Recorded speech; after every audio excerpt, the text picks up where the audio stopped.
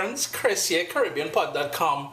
You know this video was coming after I shared out how to roast a breadfruit on your outdoor grill. You know, it was only a matter of time before we put that roasted breadfruit to use. So in today's episode, we're going to take that roasted breadfruit and we're going to make a sort of a stir fry, a sort of mix up something real home style, real country, real comfort food. You know, your boy grew up with this stuff. We're using smoked herrings and cabbage, and we're gonna bring everything together with that breadfruit. Vibes it up. I'm starting off with some coconut oil on a low flame. You can use olive oil. You can use, there we go. You can use vegetable oil, any sort of oil that you like using. You can certainly do it. The key is to start off low though. And if you've been following me for a while now, you will know that's usually how I start things off with a lot of my dishes. A large onion, sliced, about 3 cloves of garlic that I just smashed, just peeled and smashed. And I really want this to be nice and low because I want to start, as we always do, we build the flavors from the start. We're going to go in with some black pepper, some fresh ground black pepper. If you don't have fresh ground, use what you have. I ain't trying to force you to go and get stuff that isn't really necessary. Some fresh thyme. I'm just using the top tender parts here. The other parts I will save for when I'm making green seasoning. Low heat and let that go for about 3 or 4 minutes. As it simmers down, I'm going to go in with a little bit of Caribbean sunshine. Not too much, just for that kick. That's scotch bonnet pepper if you're just joining me for the first time. And this is a scotch bonnet pepper. I went for the bottom sort of third because there's not much heat there, but there's a ton of flavor. Remember, we don't want to use any of those seeds in the white area surrounding the seeds. That's where most of the heat is going to be. Now, if you want it spicy, you can go in with more of this scotch bonnet pepper. Use any sort of pepper that you like, or alternatively, you can leave it out. It's totally up to you. Just I want to infuse the oils with that scotch bonnet pepper as well. So another minute or so, and then we'll start building some more flavors. I have some chopped parsley.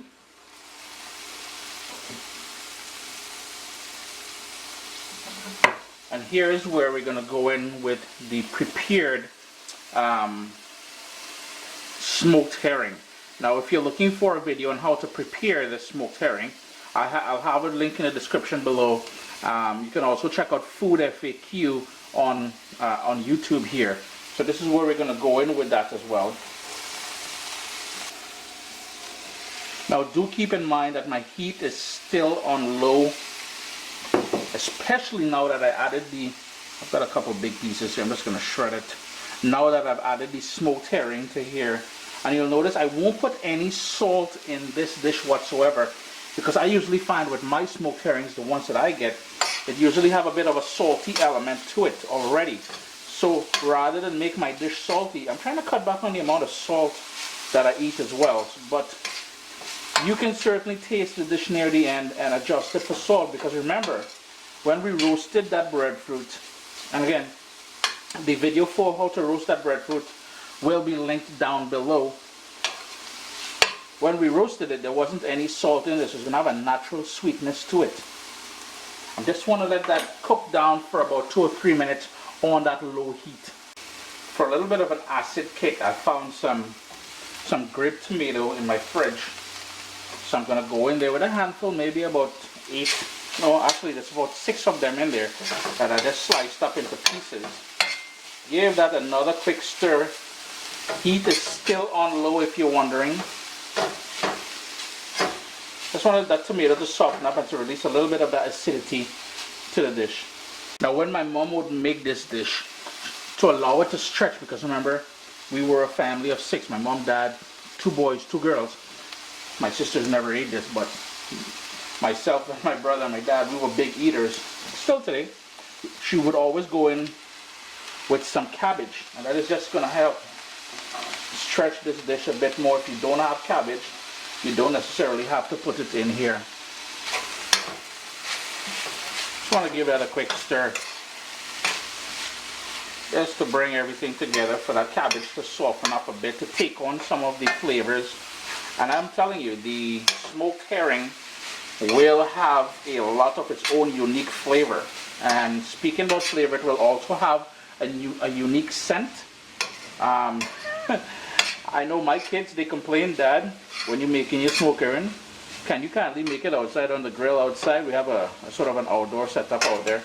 Or open up the windows and turn the fan on above the stove. It will stay with you for quite a while. Now, if you're handling this, and as I said in the video showing how to prepare the smoked herrings, wear gloves. The scent will remain on your fingers for days. No matter what you try, it will remain on there. Let's let that sweat down for about a minute or two. I like my cabbage with a slight bit of body to it, so I'm gonna get to the end of this recipe now. Now, here's the thing, guys. This here is a dish on its own. You can stop right there and you can enjoy this with any sort of carbohydrate or starch on the side kind of thing. Good to go. Now we're going to take it a step further with the roasted breadfruit, which I have here, and it's cut into slices. Remember, the video for that will be linked down below.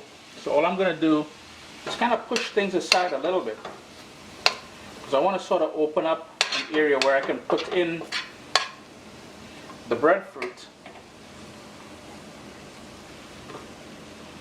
And I'm just going to stack the pieces in the middle here, and I'll show you in a second the reason for me doing that is I'm able to now pull all that cabbage and smoked herring goodness all over it. And we're just going to continue doing that just to make sure everything is coated with that base that we started off with there. And all we really need to do here now is to mix that and warm that through.